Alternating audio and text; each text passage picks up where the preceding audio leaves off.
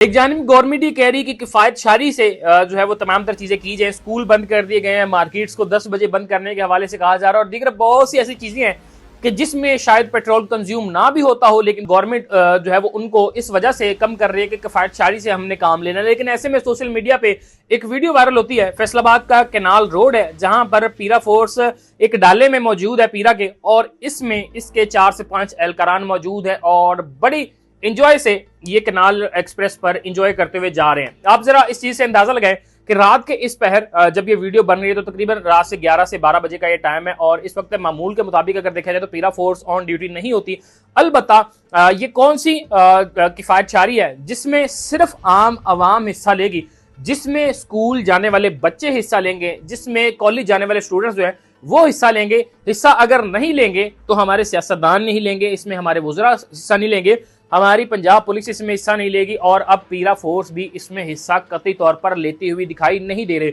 ये वीडियो इस बात का मुंह बोलता सबूत है कि किस तरह ये 4 से 5 एहलकारान पीरा फोर्स के इस डाला में बैठकर कैनाल एक्सप्रेस वे पे किस तरह इंजॉय करते हुए जा रहे हैं, एक दूसरे के साथ रिलैक्स मोमेंट्स जो है वो इंजॉय कर रहे हैं और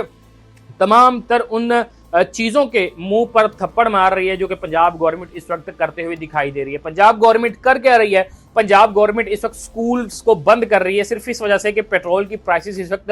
कंट्रोल में नहीं है।